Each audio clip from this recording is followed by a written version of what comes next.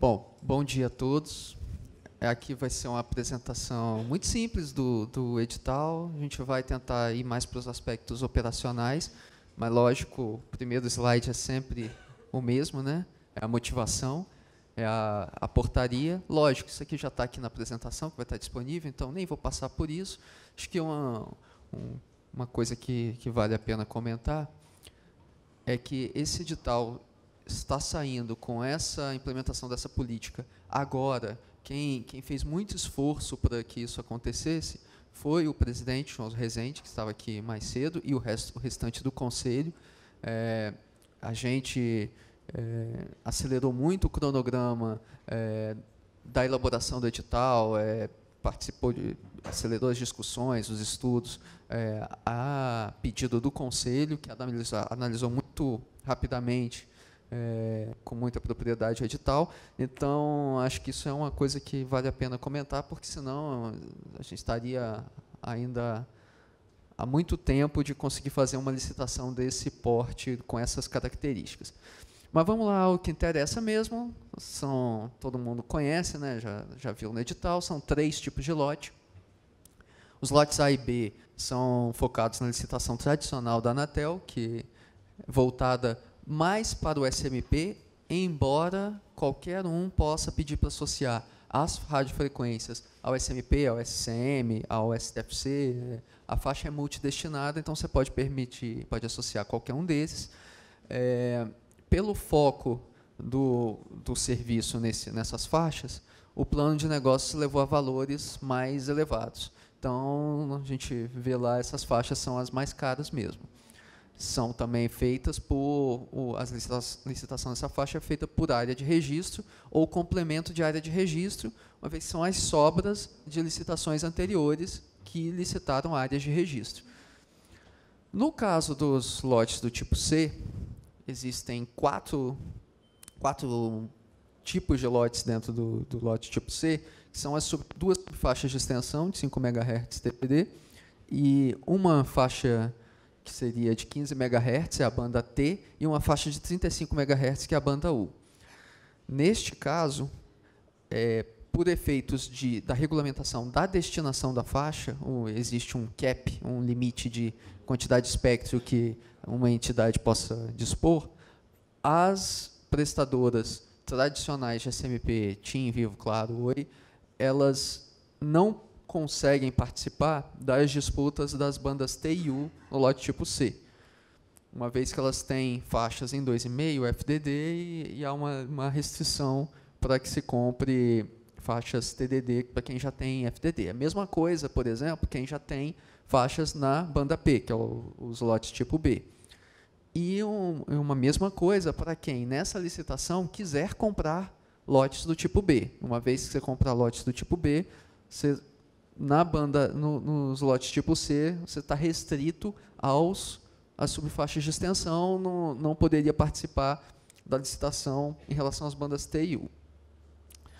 Nessa parte de cada lote, a inovação dos lotes tipo C é que não precisa apresentar garantia de proposta, que seria 10% do valor mínimo, entendeu-se desnecessário, porque o modelo de leilão não envolve repiques, não envolve mesmo dar lances substitutivos, então sua proposta vai ser a proposta final, definitiva, o valor lá é o maior valor, diferente dos lotes A e B, que começa com um determinado valor e você vai dando repiques. Teve que ser feito assim, porque a quantidade gigantesca de lotes inviabilizaria qualquer outro modelo de licitação em que você pudesse dar lote substitutivo em cada um. Assim, no futuro, quem sabe, a gente consegue fazer um sistema tipo Mercado Livre, que fica aberto lá um período para lances e depois sai o vencedor. Mas hoje o que é possível é o maior valor. E a forma de pagamento, também foi feita uma pequena diferença para os lotes tipo C, que uma licitação convencional da Anatel, você pode pagar tudo à vista, lógico, mas você pode pagar 10% à vista e mais 6 parcelas com juros de GPDI mais 1%.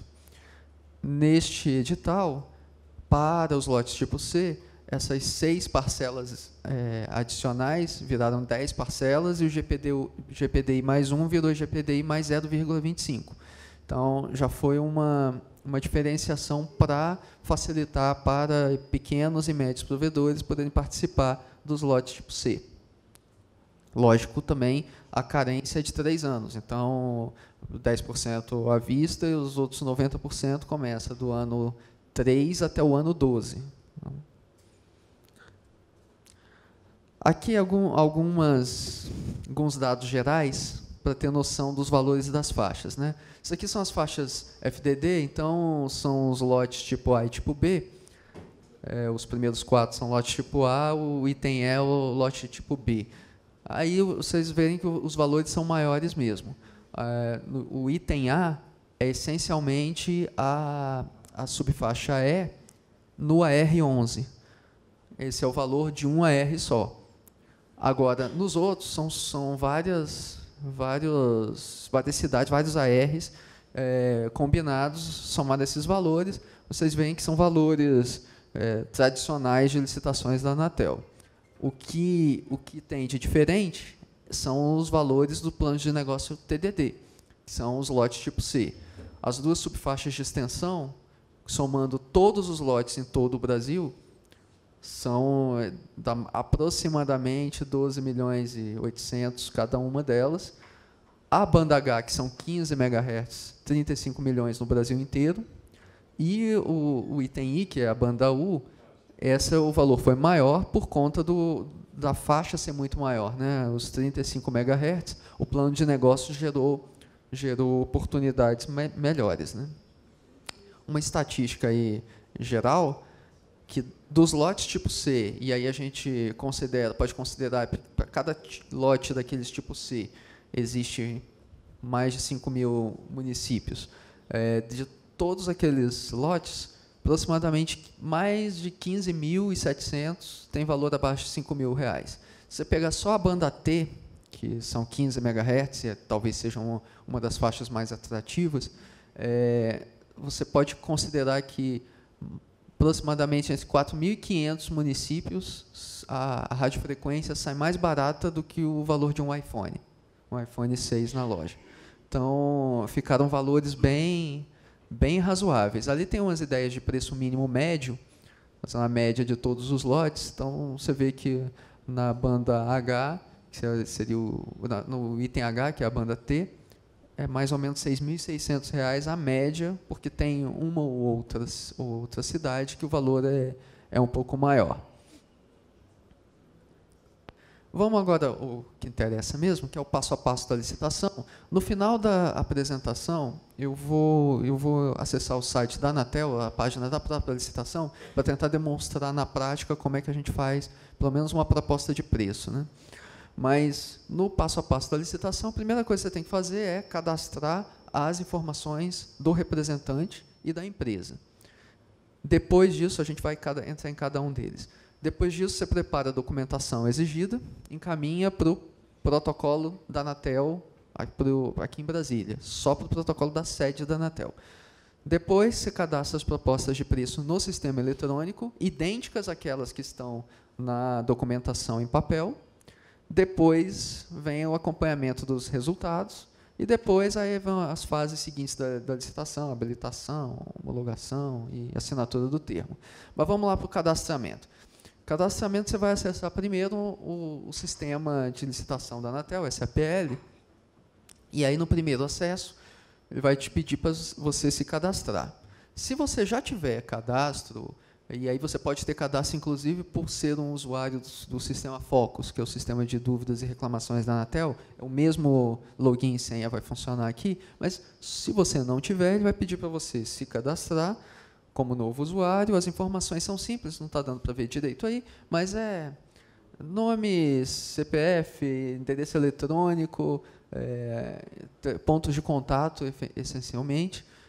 O e-mail vai ser uma coisa muito importante aí, porque talvez a gente consiga usar do sistema para passar novas informações para os cadastrados.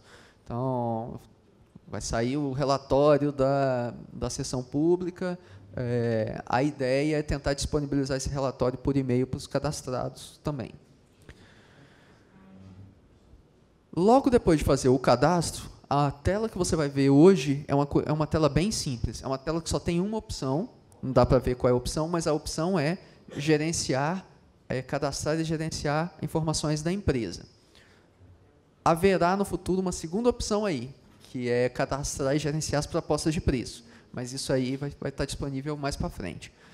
Bom, você clicando aqui na única opção, vai para uma outra tela também muito simples, em que tem a opção de incluir as empresas representadas. Você, como representante, pode representar mais de uma empresa. Lógico, na sua documentação impressa, você vai ter que ter procuração para representar todas as empresas. Mas você pode, por efeitos de sistema, representar mais de uma empresa. Clicando lá para incluir empresas, tem uma tela aqui com 3 opções. É a opção de você participar como uma empresa já constituída. Então, se você clicar na aba lá, empresa já constituída, ele vai te pedir para preencher algumas características. Essencialmente, preencher o CNPJ da empresa, ele puxa da base de dados da Receita as informações da empresa e preenche o resto automaticamente. Se for um consórcio, que é a segunda opção, ele vai pedir para você colocar o CNPJ de uma das empresas do consórcio.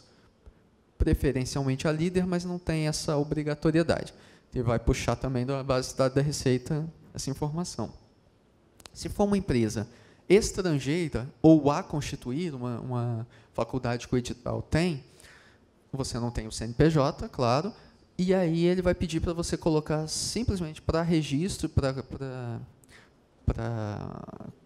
organização das propostas, um nome fantasia da empresa. Então, você vai colocar ou o nome da empresa estrangeira ou o nome da empresa que você pretende constituir. Não necessariamente isso aí vincula você. Se você quiser mudar de nome na hora de constituir a empresa real, não tem problema.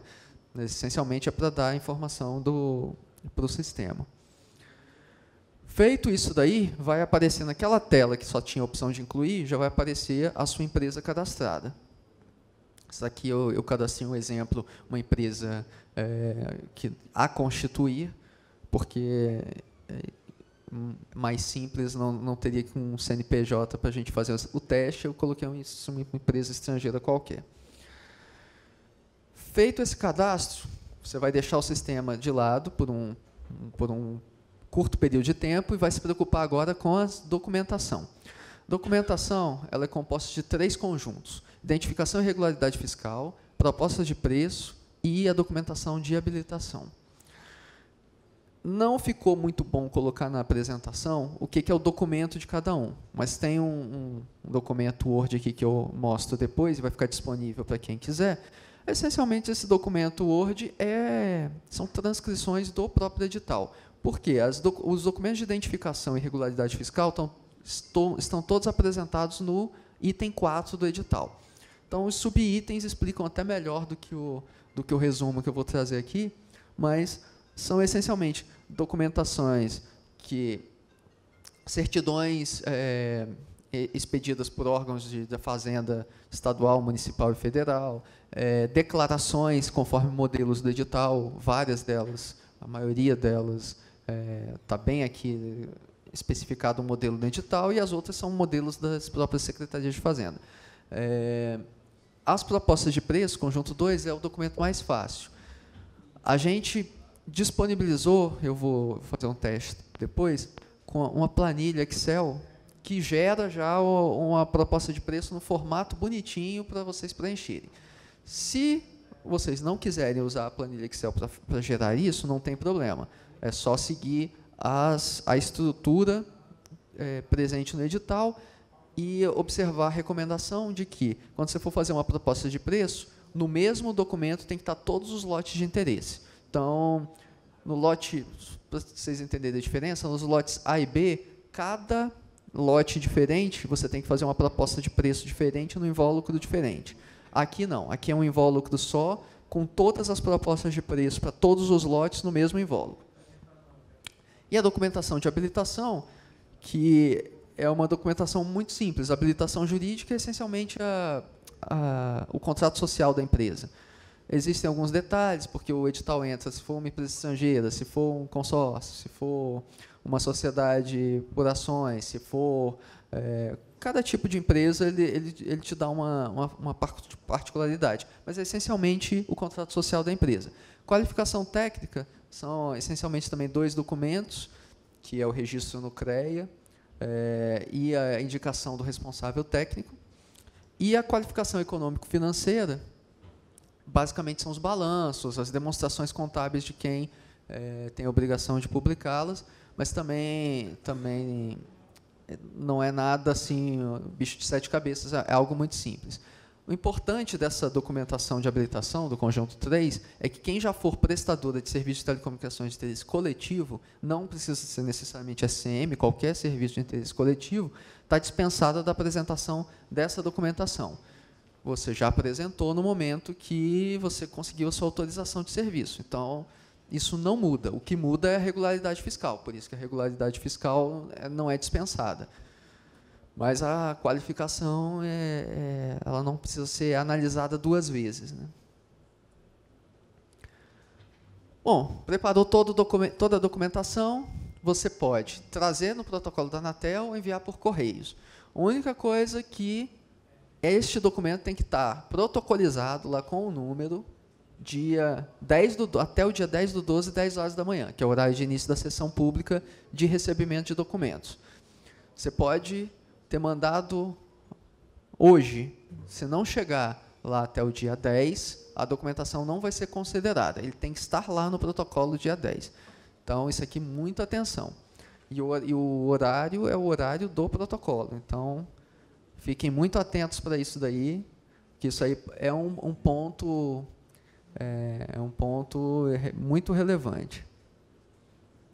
Muito bem, fez o cadastro de representante de empresa, preparou toda a sua documentação. Na documentação, como a gente viu, já tem a proposta de preço. Esta mesma proposta de preço você vai carregar no sistema de licitação da Anatel. Vai aparecer uma segunda opção, aquela tela que a gente viu, e nessa segunda opção vai ser gerenciar e cadastrar a proposta de preço. Para cada empresa vai ter uma opção lá, fazer o upload da proposta de preço.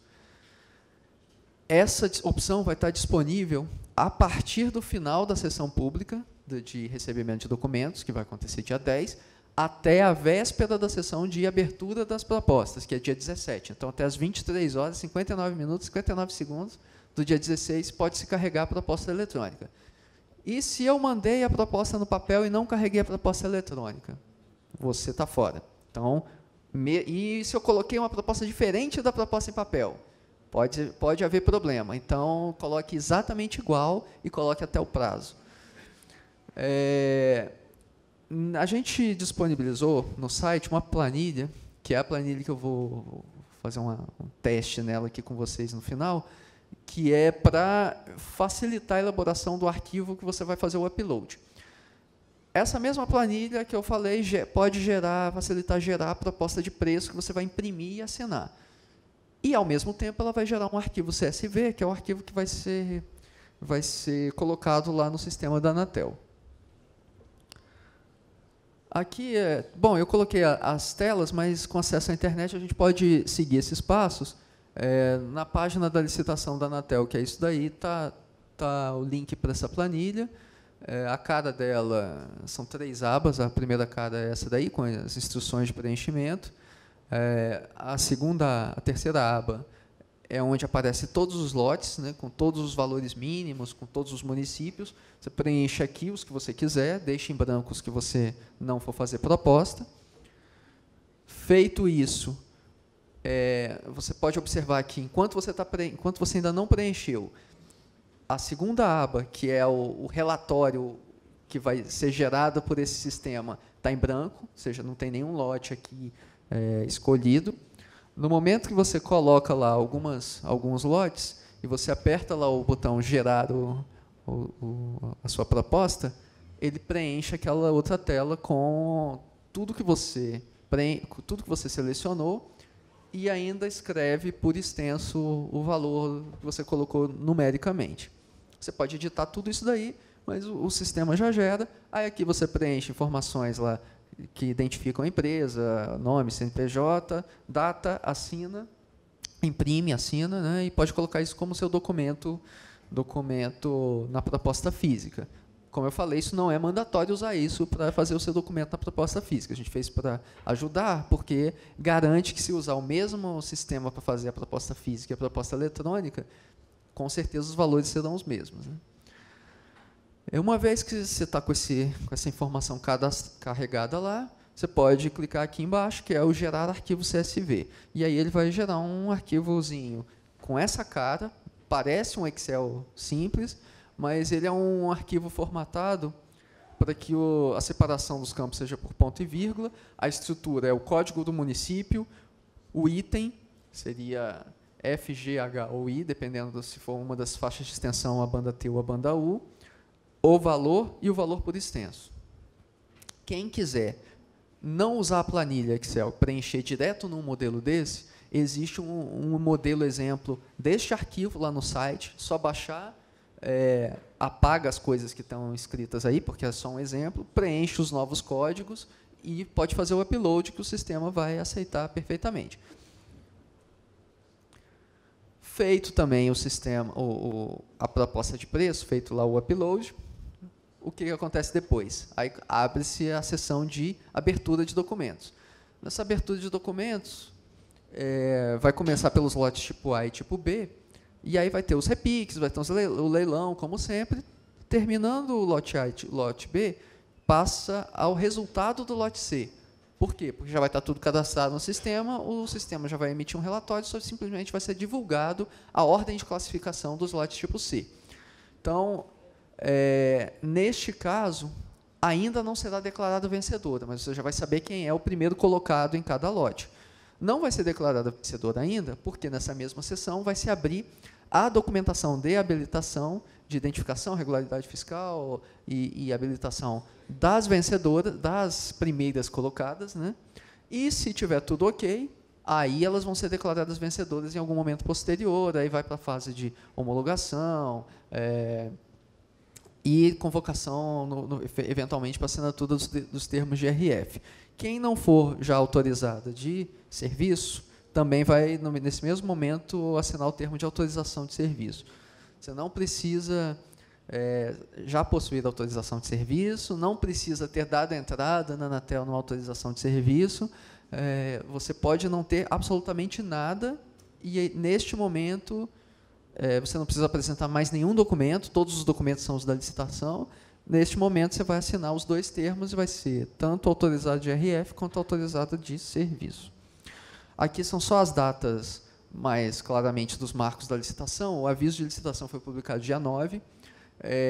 Dia 9/12, ou seja, a véspera da sessão pública, é o limite para o cadastramento das informações do representante e da empresa representada. A data limite para o protocolo dos invólucros na Anatel é dia 10/12, às 10 da manhã. Às mesmas 10 da manhã começa a sessão pública de recebimento dos documentos. Terminada a sessão pública, dia seguinte, abre o sistema para cadastrar as propostas eletrônicas. Esse sistema fecha na véspera da publicação, da sessão de abertura dos documentos e de análise das propostas. E dia 17 é a análise das propostas mesmo em sessão pública. Muito importante atentar para os prazos do edital, usar os modelos previstos no edital, existem vários modelos lá, aproveite que o edital está lá no site, faça o download dele, copie aqueles modelos, substitua lá com os dados da empresa, mas use cada palavra dos modelos, isso é muito importante. Documentação de identificação e habilitação, os documentos lógico, você tem que muito atentar para a proposta de preço, mas, que é o próximo item, mas muito cuidado com a regularidade fiscal. Por quê? Nos documentos de habilitação, jurídica, técnica, são todos vícios sanáveis e que, se a comissão de licitação abrir prazo de 3 dias úteis ou 5 dias para se sanar, você tem condições de sanar esse vício rapidamente. Agora, de regularidade fiscal, dependendo do município, do estado, você não vai conseguir uma nova certidão nesse prazo. Então, se você não estiver regular na data da sessão, que é a data em que importa para efeitos do edital, você conseguir uma declaração depois de que está regulada a partir de agora, não vale de muita coisa. Então, muito cuidado para a documentação de irregularidade fiscal na hora de fazer a sua proposta. Eu vou sair dessa apresentação aqui e vou mostrar para vocês duas coisinhas. Uma é um arquivo Word muito simples. Isso aqui está no próprio edital mesmo. São os itens, o item 4 do edital e subitens dele. Ele vai ficar disponível, então todo mundo vai poder ter acesso. Deixa eu só aumentar um pouco o tamanho. Aqui lista essencialmente os documentos necessários e qual é o subitem do edital em que ele está previsto. Então, aí, vocês verem, isso aí é tudo de identificação e regularidade fiscal. Então, por exemplo, primeiro item é uma declaração que não está enquadrada em nenhuma restrição de participação. Existe um modelo, é só usar esse modelo do edital. Uma procuração para os procuradores. Se for o próprio dono da empresa, obviamente, lá registrado no contrato social da empresa, não há necessidade de procuração. Mas, vamos supor que se nomeie um outro procurador, tem que ter um instrumento de mandato nomeando como procurador, e, lógico, quem assinou o instrumento de mandato tem que ter poderes para fazer isso. Então, tem que ser alguém que, pelo contrato social da empresa, tenha poderes para fazer isso. O próprio contrato social, declarações também de que, no caso de sócios de empresas que têm a maioria das cotas ou ações que residem no país, prova de regularidade fiscal ante a Anatel, isso aqui é uma declaração também, prova de que está inscrito no Cadastro Nacional de Pessoa Jurídica. Isso aí é a coisa mais fácil, né? Porque se você se cadastrou no sistema, você tem isso. A certidão negativa de modelo de falência ou recuperação judicial. Caso não seja possível obter isso aí, você pode substituir por uma declaração da empresa conforme o modelo 5. Aí tem outras declarações também, modelo 6, regularidade fiscal do FGTS, que é ante a Seguridade Social e ao FGTS, uma prova de regularidade fiscal perante a Fazenda Nacional, Estadual, Distrital e Municipal. Esse é o documento que normalmente a gente pede para o pessoal ter mais atenção. Outra declaração de que não está impedida de transacionar com a administração direta. Essa declaração, caso necessário, conforme o modelo 1, caso você não tenha uma empresa constituída que atenda a todas as disposições do edital, é uma declaração que você se obriga, antes da assinatura do termo, a constituir uma empresa que atenda às condições do edital. E você só vai assinar o termo se você efetivamente constituir essa empresa. E uma declaração de que tomou conhecimento do edital, dos anexos, das informações. Então, você vê, tem muitas informações, assim, parece um negócio meio complicado, mas tem muitas declarações que já são padrão, e é uma exigência legal e da resolução de licitação da Anatel. Então, não teve como simplificar muito para esse edital. Proposta de preço, acho que não gera nenhuma dúvida. Qualquer coisa é o item 5.2 do edital. Documentação de habilitação também. Ela se divide em 3, aí no invólucro da habilitação jurídica, essencialmente, registro comercial, se for uma empresa individual, ou estatuto, contrato social, e aí tem aquelas coisas que eu falei. No caso de sociedade por ações, tem alguma coisa. No caso de consórcio, tem outro. Então, tem algumas especificidades, mas essencialmente é o estatuto e o contrato social. Aí, lógico, se for o consórcio, também tem que apresentar termo de constituição do consórcio. Se for empresa estrangeira, o decreto de autorização da empresa estrangeira no país de origem. Então, tem esses detalhes, mas aqui, para efeitos nossos, é algo mais simples. A parte da qualificação técnica, como eu falei, são 2 documentos, né? Registro da empresa no CREA e a declaração, conforme o modelo 10, de que pelo menos uma das empresas tem um quadro de Tem no quadro de empregados um, um profissional detentor de ART, né? E a parte da qualificação econômica financeira é essencialmente as demonstrações financeiras. Aí também tem, quando se tratar de sociedade anônima, é um tipo. Quando se tratar de sociedade por cotas, aí você pode apresentar de outra forma. Mas isso aí são pequenos detalhes. Então, aqui também, esses são os itens 6 do edital, 651 a 658, também está lá e também vai estar aqui disponível para quem quiser um resumo disso.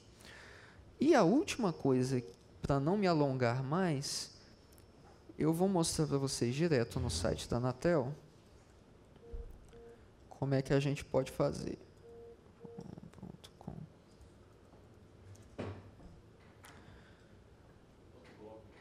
.gov, beleza.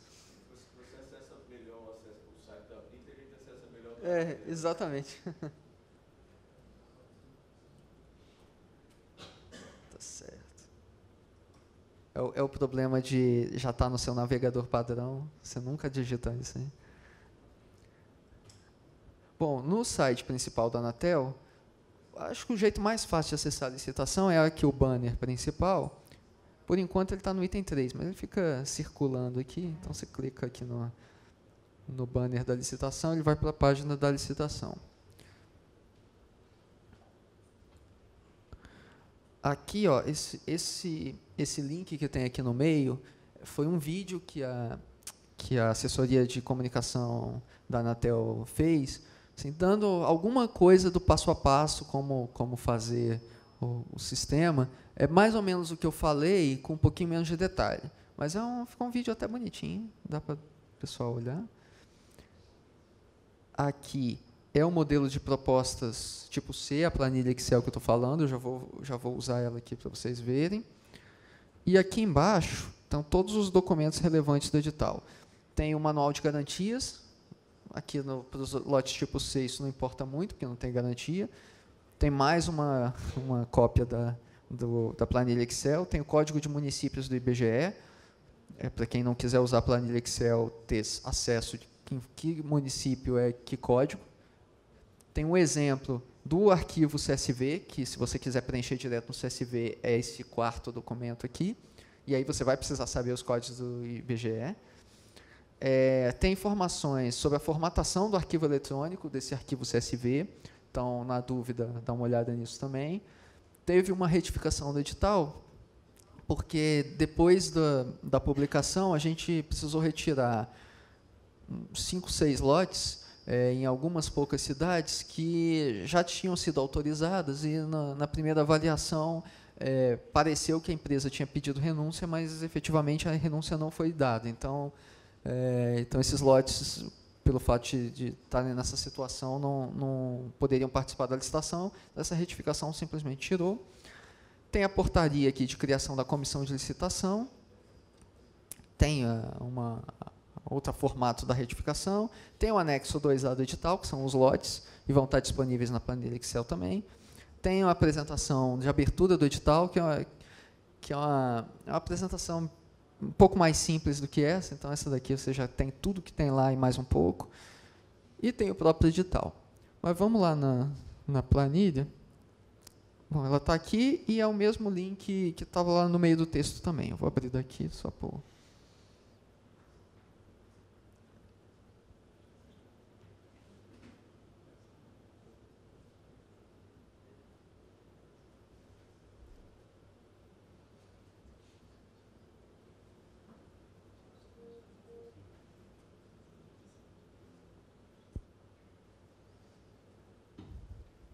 Se abrir. Todo mundo acompanhando online e abrindo. Pois é. Bom, enquanto ele pensa aí, a planilha são aquelas telas que eu mostrei. Então, eu só ia fazer um exemplo real, eu ia fazer abrir essa planilha aí, preencher alguns lotes, exemplo, colocar alguns valores, clicar lá no gerar proposta, depois clicar no gerar CSV. Se o site não abrir nesse momento, a gente pode fazer, assim, quando abrir durante o período de perguntas e respostas ou depois, talvez para não ó, não abriu, mas a gente tenta depois também, no final da parte de perguntas e respostas. E qualquer coisa também, vocês podem ir tentando aí nos computadores, e aí a gente dá uma olhada lá e tenta fazer. Essa só a última apresentação é essa? Isso. Então, senta aí para a gente abrir o debate. Obrigado, pessoal. Então, vamos abrir. Imagino que vocês têm 1 milhão de perguntas. Eu tenho uma logo para esquentar, que eu já fiquei meio preocupada aqui com as datas. Pelo que você colocou, Marcos, na verdade, não tem 30 dias para o pessoal fazer proposta, nem coisa nenhuma, né? Porque a Anatel lançou o edital no dia 9, eles têm que apresentar, fechar o modelo de negócio no dia 10. Exatamente, foi exatamente um mês. Pois é, você acha esse tempo suficiente para tão pouquinha coisa que tem que ser feita? Não, isso assim, o edital esteve em consulta pública mais cedo no ano, né? Então, esse tipo de coisa, de documentação, isso não muda. Mas eu entendo que, como pequenos e médios provedores não têm esse costume de participar das licitações da Anatel, porque elas têm sido relativamente proibitivas pelos preços, pelo tipo de objeto, por normalmente ser por AR, ser nacional, então realmente se tornava mais inviável participar, então eu não tinha um costume. Não era costume também, não foi costume começar a se preocupar com a documentação desde antes. Agora, parte da documentação são modelos. Parte, quem já é autorizado de SM não vai precisar apresentar. Então, a preocupação é com regularidade fiscal. Agora, regularidade fiscal é algo que não é rápido obter, mas é algo que você consegue obter em 10 dias. Então, assim, se começar agora, ainda dá tempo. Em municípios que eu considero mais enrolados, porque tem outros municípios que é eletrônico, você entra e tira na mesma hora. Então, é um tempo curto, pode-se entender que, para uma licitação desse porte, é um tempo relativamente curto, mas é o tempo que a Resolução 65, que é a Resolução de Licitação da Anatel, prevê entre a publicação do edital e a sessão pública de entrega dos documentos. A gente considerou, assim, pelo fato de que a maior parte dos interessados já é prestador de SM, que a documentação que vai ser exigida vai ser pequena.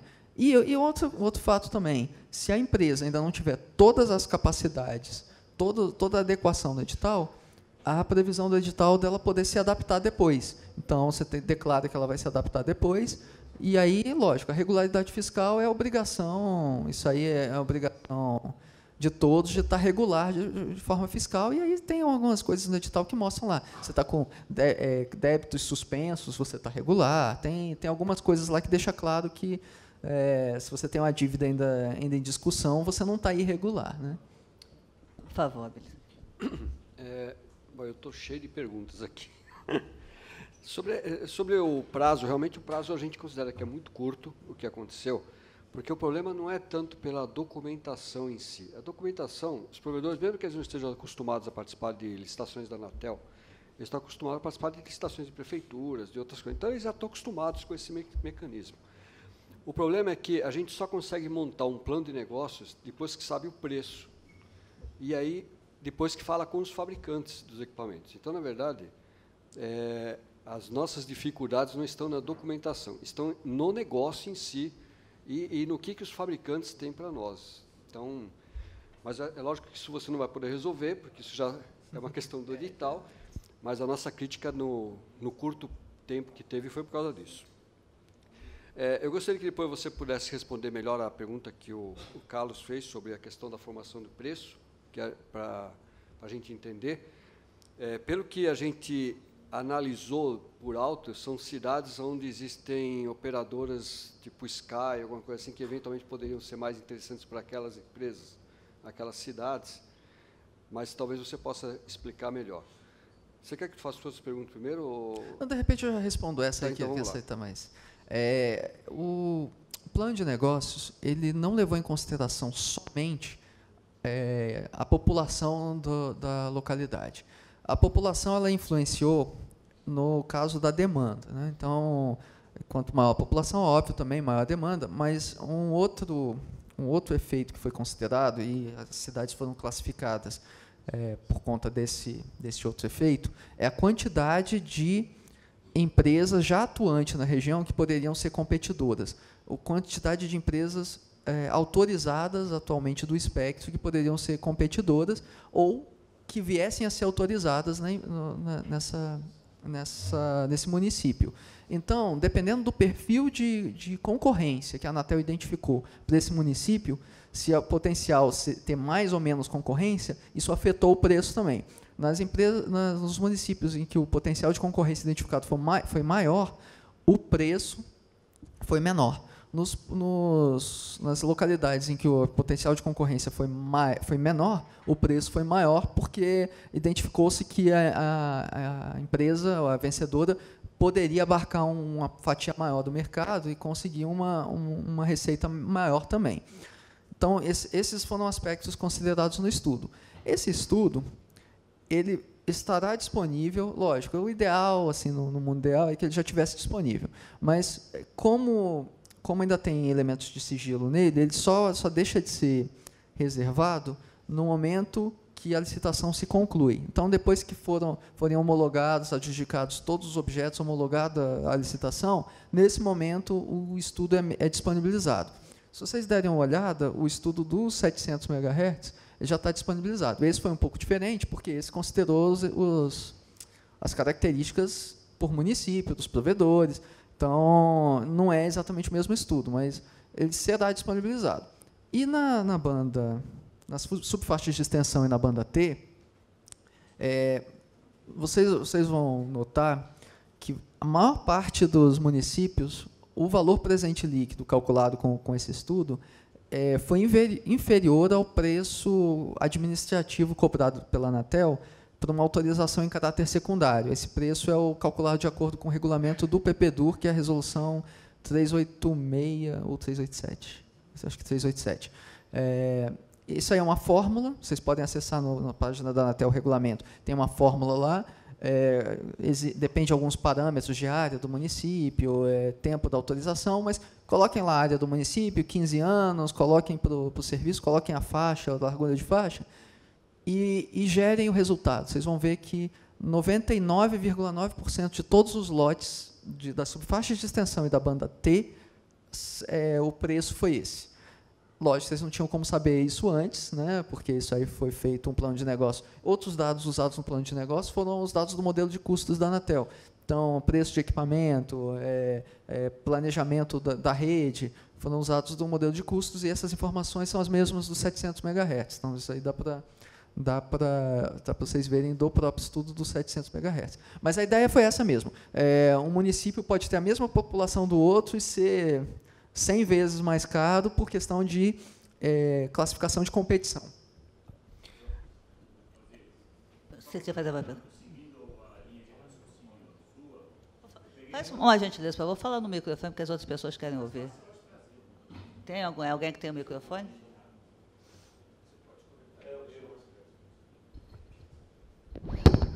Ainda sobre a minha pergunta, eu peguei como exemplo uma outra cidade aqui, a cidade do Tornado, do Paraná, que ficou conhecida aí, que é Marechal Cândido Rondon. Uma cidade quase o dobro da cidade em questão que eu estava dizendo. E eu tomei a iniciativa de pesquisar o número de autorizados SM. Ele tem quase o dobro do que a menor, e o valor é R$10.000. E a per capita desse município é muito maior do que o menor. Então, quer dizer, tem alguma outra coisa ainda que puxou isso aí. Não, talvez eu não fui bem claro mesmo. A competição não é pelo número de autorizadas, é pelo número de autorizadas que usam o espectro. Então, pode ter muitas autorizadas SM que são meios confinados ou usam radiação restrita. Essas são autorizadas não só de SM, SM, SMP, todas as usuárias desse espectro que está sendo autorizado agora, e dos outros espectros para prestação de serviços usando faixas de radiofrequência autorizadas. Mesmo porque a classificação de demanda e de participação no mercado foi feita em relação aos usuários de radiofrequência, né, pelo menos no modelo do estudo. Eu não sei se pode ajudar, acho que não sei se a Anatel quer, mas o relatório do TCU, ao analisar o leilão, obviamente aí não abre os números, mas ele tem alguns indicadores importantes, que é o seguinte, ele fala que tem 139 cidades no país, aonde o modelo da licitação no leilão C seria viável o SMP. E são nessas 139 cidades onde o preço é muito mais caro.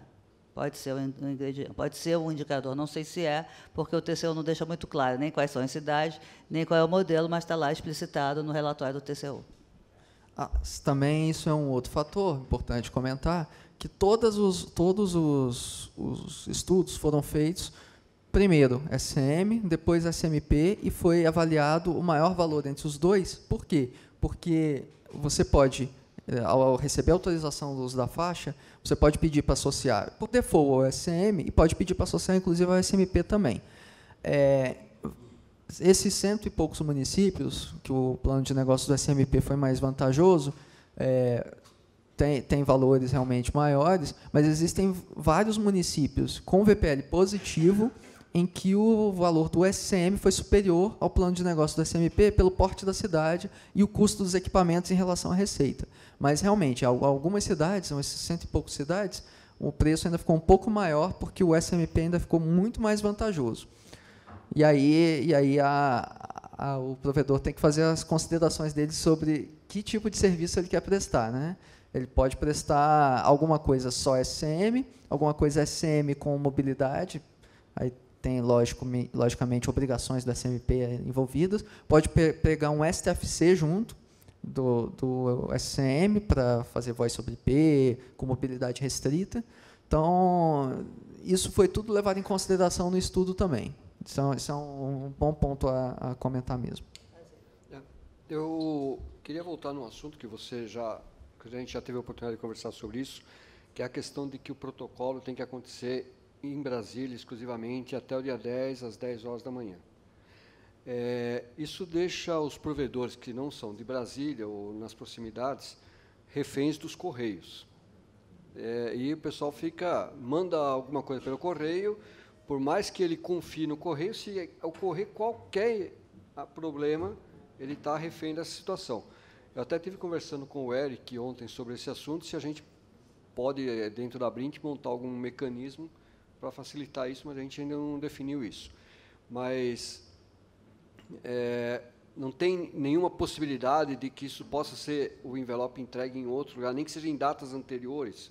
Por exemplo, nas outras regionais, entregar até o dia 8, em vez de entregar até o dia 10, mas que fosse protocolado com envelope fechado nas outras regionais, pelo menos para facilitar um pouco, porque são muitos provedores. Infelizmente, a gente discutiu isso, a gente tentou viabilizar isso antes, mas não foi possível por dois problemas. Um de logística mesmo, interno da Anatel. A gente tinha que assegurar que os invólucros não iam ser abertos. E aí, para esses efeitos, porque se vocês lembrarem, qualquer invólucro lacrado em qualquer protocolo da Anatel, o protocolo abre e carimba lá dentro.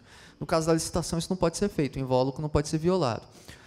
Então, para evitar, até o protocolo já foi orientado, mas para evitar qualquer dificuldade, vai ter permanentemente pessoas da gerência de outorga que participam da comissão de assessoramento técnico da licitação, no protocolo para verificar documento a documento, para ver se não é um invólucro da licitação, deixar separado. Isso era inviável a gente mandar para todas as regionais da Anatel.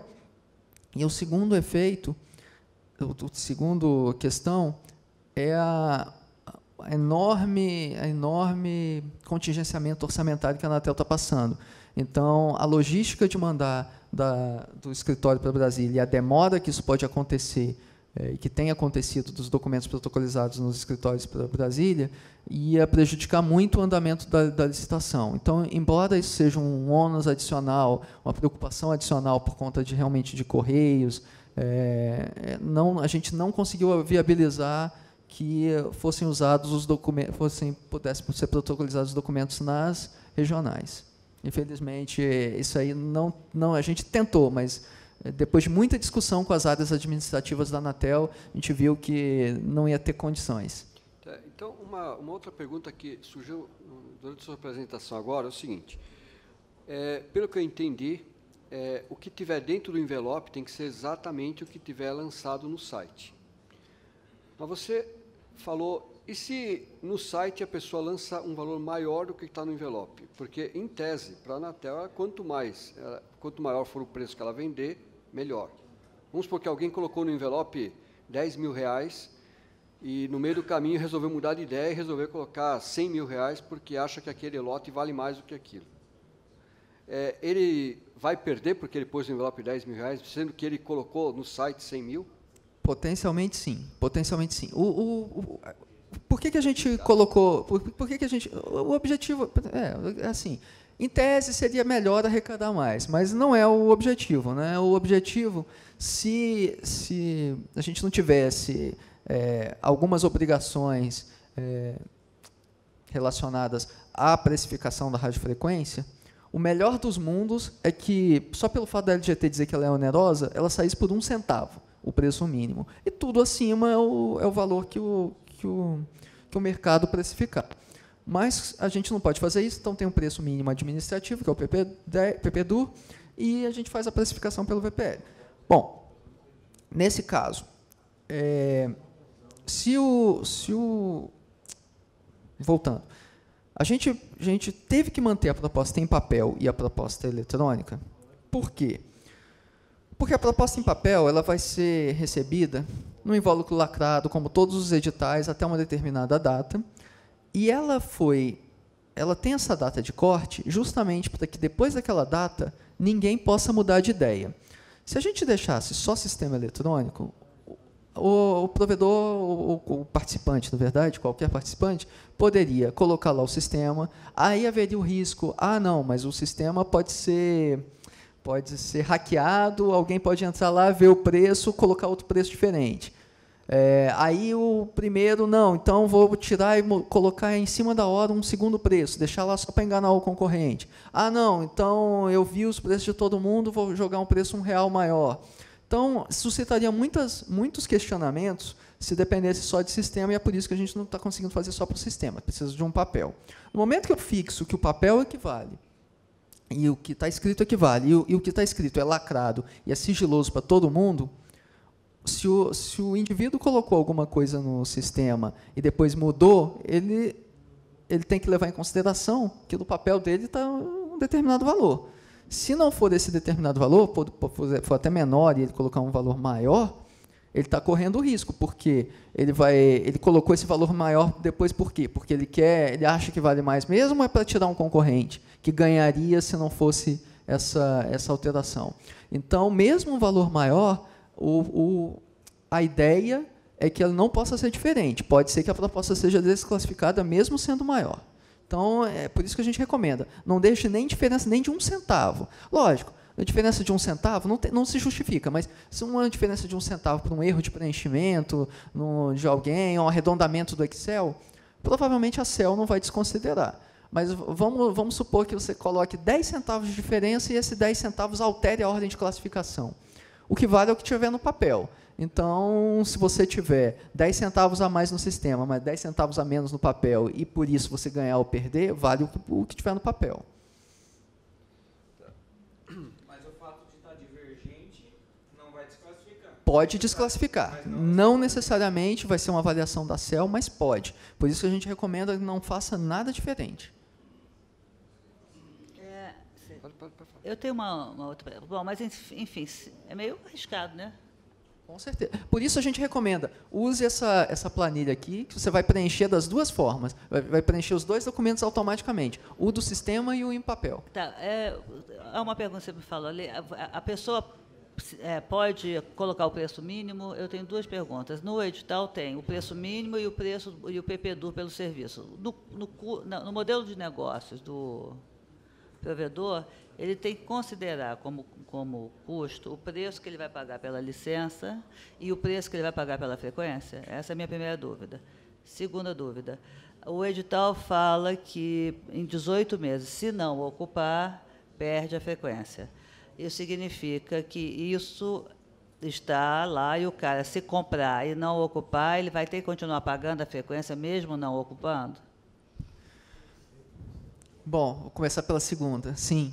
Sim, se ele não entrar em operação em 18 meses, se ele desistir antes, se ele não desistir, mas não conseguir Isso não, a autorização foi dada, ele não exclui a dívida. Ele terá a dívida continuar sendo exigida, mesmo não fazendo uso da radiofrequência. Isso aí já foi um entendimento em outros casos de autorizações até não dependentes de licitação, entendidos até pela Procuradoria da Anatel. Então, o valor é exigido porque a autorização foi dada, o compromisso foi feito, o contrato foi assinado. Muito bem. No caso lá só outra coisa também, no caso da proposta de preço, o valor que está lá na planilha é o valor mínimo. Esse valor mínimo, na maioria dos casos, é o PPDUR e tal, mas só tem uma coluna lá com o valor mínimo. Você pode receber ou ganhar a licitação oferecendo só o valor mínimo. Tá, beleza. Isso é a única coisa que você vai pagar? Não. Segundo o próprio edital, ele deixa claro lá, em algum dos itens da parte dos preços, que você vai pagar o valor que você ofereceu pela radiofrequência, mais o valor da autorização do serviço. Se você já é SCM, você não vai pagar mais nada, é só a radiofrequência. Se você não tem autorização de serviço nenhum, você vai pagar a autorização da radiofrequência mais R$ 400, que é a autorização do SCM. Se você é um prestador de SCM, quer ainda ter uma autorização de SMP também, para associar aquela radiofrequência, você vai pagar o valor da radiofrequência, do SM você não precisa pagar porque você já tem, e vai pagar R$ 9.000 pelo SMP. Então, cada serviço a mais que você quiser incluir, você vai pagar o valor do serviço, não é da radiofrequência que você não tem. Preciso mandar, além de pagar o serviço, preciso mandar outras documentações para ter a autorização de cada serviço? Não, tudo é a documentação de habilitação do edital. Não precisa mandar nenhum documento, sua conta só vai ser maior conforme o serviço, o valor do preço pela autorização do serviço. Eu tenho mais uma pergunta de caráter técnico. As frequências que a gente pode usar são as frequências TDD, em modulação TDD, né? Que é o 2.5. Nos tipo C, nos blocos tipo C. Porque os outros são FDD, né? Só que o TDD basicamente agora já é os equipamentos LTE já para 4G e tal. Mas nós teríamos condições, existem equipamentos que usam essas frequências com uma única portadora, que não são LTE, não são 4G ainda. Esses equipamentos seriam possíveis de ser usados? Com certeza. A Anatel não restringe tecnologia. Então, você pode usar, eu não vou chegar tanto, mas você poderia usar até sistemas analógicos. Aí você podia pegar a faixa do TDD para fazer... não, analógico não tem nem condição, né? Mas você poderia pegar uma faixa TDD... Desde que usasse uma única portadora, né?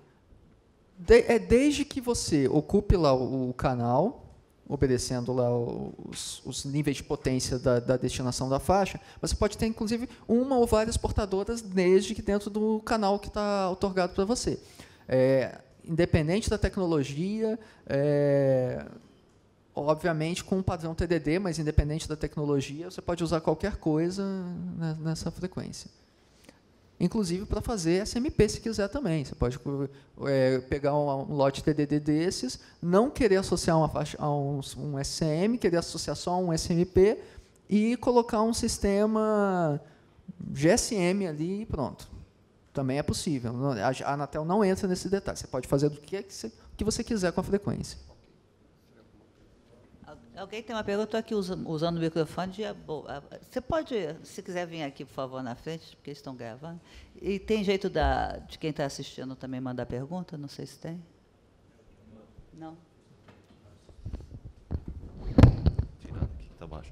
Eu não entendi quando você mencionou sobre a licença SMP. A opção de uso da licença SMP, ela precisa ser feita agora, junto com o edital, ou a gente pode fazer essa opção posteriormente, depois da aquisição da frequência? Pode fazer posteriormente. Você pode indicar posteriormente que você quer associar essa autorização de uso de radiofrequência a qualquer um dos outros serviços que a faixa esteja destinada. SMP, SM, STFC. Inclusive, você pode fazer essa opção mesmo daqui a 10 anos, se você quiser fazer 10 anos, pedir para associar, se tem um SM, daqui a 10 anos para associar um SMP, pode também. Não precisa ser no momento da oferta, não. Eu tenho, parece até que eu vou comprar a faixa, né? Mas eu li bastante, então estou aqui, eu posso comprar, né? Eu tenho uma outra dúvida, em relação ao cap de frequência dessa bandinha. É o seguinte, eu posso comprar a banda T e a U, se eu quiser? Pode. O limite de T mais U é 50 MHz de cap. Como um é 15 ou 35, você pode comprar as duas. O que, dentro dos lotes tipo C, o que você não pode, a única coisa que você não pode comprar são as duas faixas de extensão simultaneamente, as duas faixas de 5. Você pode comprar ou uma ou outra, porque aí o cap é 5 para essas duas faixas de extensão sozinhas. Mas você pode comprar os 5 mais os 15 mais os 35, por exemplo, se quiser. Ou só os 5, ou os 15 mais os 35. Só não pode comprar as duas de 5 simultaneamente. Mas, de resto, você pode fazer qualquer combinação entre elas. Aí eu pergunto, alguém tem algum interesse nessa 1.9, assim, que eu acho que é uma bobagem que estão colocando para vender, mas pode ser que eu esteja completamente errado. Alguém faz alguma coisa com essa faixinha? Alguém está estudando ela? Na verdade, a gente está estudando. Porque, infelizmente, todas as cidades que eu atendo não têm o 2.5. Então, eu estou estudando o 1.9 na marra. Mas eu já conversei com um fabricante, parece que existe a condição de fazer algum serviço. O serviço não seria de grande velocidade, mas é algo complementar, acho que dá para fazer, sim.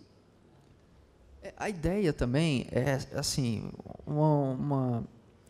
muita gente, até eu já ouvi isso em vários desses eventos, está indo para a solução de fibra ótica, até pelo custo dos equipamentos, porque demorou muito esse edital a sair, essa licitação a sair. O que a gente diz é que o uso dessa faixa de frequência é alguma coisa que você tem que ver no horizonte de 30 anos, né, de esses 15 mais os 15 da prorrogação. Porque as faixas de radiação restrita, como o Wi-Fi, elas estão muito poluídas. Essa daqui está vazia. Então, você pode fazer um sistema como se fosse o Wi-Fi para a cidade toda, para atender os usuários com a chamada mobilidade restrita. Então, na casa, você leva a fibra. Na praça, você coloca lá uma antena e cobre os usuários se deslocando dentro dessa praça. No aeroporto, no terminal de ônibus, nos órgãos públicos. Então, é algo complementar mesmo. E é algo que dá para, conforme a evolução da tecnologia, e isso aí em 30 anos a gente espera que evolua bastante, você vai substituir esse seu modemzinho Wi-Fi por um modemzinho LTE, e usando faixas licenciadas, que é algo que vai dar muito mais garantia de qualidade para o usuário, porque a faixa é desocupada. Ele não precisa compartilhar com outro. O que você pode fazer também é compartilhar entre si, entre vários provedores. Os provedores se juntarem para fazer um core de rede único para todos e atender cidades vizinhas, lógico, aí você não consegue se estender para cidades muito afastadas umas das outras, para dividir esse custo, mas você pode fazer esse tipo, e pode fazer também compartilhamento de uso de radiofrequência. Então, por exemplo, pega uma faixa da banda U, que tem 35 MHz. Você, provedor, quer atender, não tem disponível, mas vamos dizer que você quer atender aqui a cidade de Brasília. Você vai atender só a Asa Sul. Você vai dividir com outros 2 interessados, um vai atender o Sudoeste, outro vai atender a Asa Norte. Você vai ser o detentor da autorização de uso de radiofrequência, mas vocês 3 vão dividir o custo dos equipamentos, montar a rede, e vão fazer um acordo de compartilhamento de radiofrequência que vai permitir que você, autorizado da faixa, compartilhe a sua radiofrequência com os outros 2. Desde quando a Anatel autoriza compartilhamento assim? Falta o regulamento, né? Não, mas já está sendo feito caso a caso, né? Tem o caso de compartilhamento, Claro, Vivo, TIM Oi, tem um outro em andamento. Tem um autorizado até agora, que é o Run Sharing. Não, são vários. São vários casos, só que depende do grau de compartilhamento. Um deles, por exemplo, eles compartilham a infraestrutura e cada um usa a sua radiofrequência. Outros Tem outro caso, que você falou, que os dois usam radiofrequência de todos. E tem uma que está em aprovação no Conselho, que é um acordo de compartilhamento entre 3, para usarem as mesmas radiofrequências de todas elas. Então, isso está sendo analisado caso a caso, porque a Anatel vai analisar esses acordos de compartilhamento mesmo em qualquer caso, caso a caso. Mas hoje já é permitido. A única coisa é que, numa revisão que está em andamento do regulamento de uso do espectro, vai ficar escrito exatamente isso, o detalhamento. Mas assim, a lei já permite, a regulamentação da Anatel não veda, então está sendo feito nesses caso a caso. Então, como é que é a ideia de fazer? Você faz esse acordo, submete à Anatel, a Anatel aprova o acordo, avalia aspectos de concorrência, aspectos técnicos, aprova o acordo. Aprovando o acordo, ele autoriza essas 2 empresas que você fez o acordo a usar radiofrequência em caráter secundário, porque ninguém pode fazer uso de radiofrequência sem autorização. A proteção que vai ser dada para elas vai ser dada com base na sua autorização de primário. Então, se alguém interferir, elas vão estar protegidas porque você é o primário na faixa, eles não poderiam te interferir. E os 3 podem operar com o mesmo sistema e usando as mesmas radiofrequências. Então, é um outro modelo de negócio também viável, que o pessoal pode analisar. Eu tenho só uma última dúvida em relação ao edital, que acho que é importante para vocês quando estão fazendo a conta, que é o seguinte, ele falou, aí vocês viram que ele falou 30 anos, né? Porque vocês estão comprando a frequência agora em 15 anos, prorrogável por mais 15. Só que nesta prorrogação do mais 15, obviamente, a Anatel não vai deixar de graça, tem que molhar o dinheirinho. E a condição para o pagamento é outra. Eu acho que vale a pena você reforçar isso, porque eu acho que vocês têm que colocar isso no modelo de negócio. Sim, verdade. Nas prorrogações de uso de radiofrequência, que a Anatel tem adotado é cobrar 2% da receita. A cada 2 anos. Né? Exatamente, 2% a cada 2 anos. É como se fosse, pelos 15 anos, 1% todo ano da sua receita é o valor da prorrogação. O que pode, nesses casos dessas radiofrequências que saíram mais baratas, se o negócio for muito lucrativo, e a gente assume que porque senão você não renovaria, né? Então você não apostaria na continuidade do uso dessa radiofrequência. Então, daqui a 15 anos, você tem que se preparar para um valor que provavelmente será maior, né? Será 1% da sua receita todo ano. Esse 1% de receita, como que eles fazem? É a receita total? Porque a receita pode não estar envolvida só com essa frequência. Ele pode ter um monte de receita vindo de fibra ótica ou de outras coisas que não tem nada a ver com o uso dessa frequência. Hoje o entendimento da Anatel é receita total, com a prestação do serviço, independente porque não tem como separar do que foi feito com a radiofrequência e o que foi feito fora da radiofrequência. Inclusive, existe uma súmula de 2012 que inclui até receitas com interconexão, se for o caso. Nesse caso, a gente não visualiza esse sendo o problema, mas o problema é a receita como um todo. Né? Acho que vai ser 15 anos só, então. Se bem que até lá, né, também muita coisa pode mudar. Ou então muda o regulamento. O regulamento pode mudar, então, mas é uma coisa que eu acho que vocês têm que pensar um pouco na hora da modelagem. Né?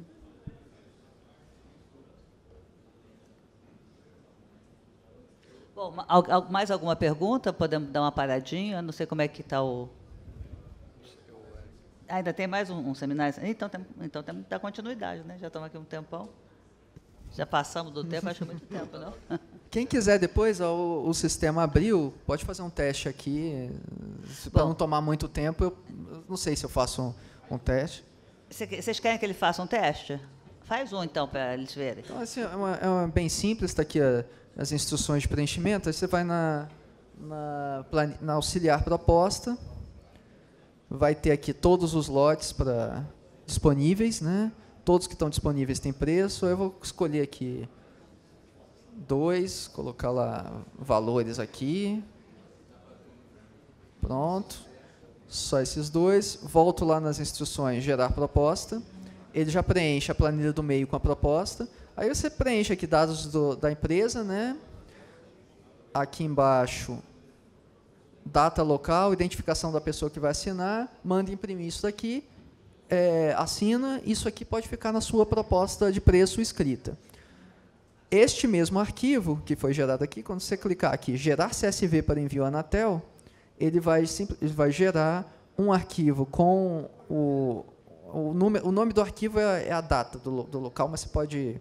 Isso aí não tem um formato, não. Ele vai gerar esse arquivo, CSV, no modelo certinho da Anatel para você salvar. Na hora de fazer o que o sistema tiver disponível, você vai clicar lá, fazer upload, você vai selecionar esse arquivo e pronto. É simplesmente isso. Foi feito para facilitar mesmo. Lógico, quando você quiser colocar muitas propostas, você vai ter que ir olhando lá município a município. Pode não ser tão simples quanto esse exemplo que eu fiz, que colocar 2 valores e pronto. Mas a ideia é só essa mesmo, né? Não tem nada mais complicado do que isso no uso dessa planilha. Ok, pessoal? E sucesso, então. Boas compras. Avancem com a banda larga aí desse país, né?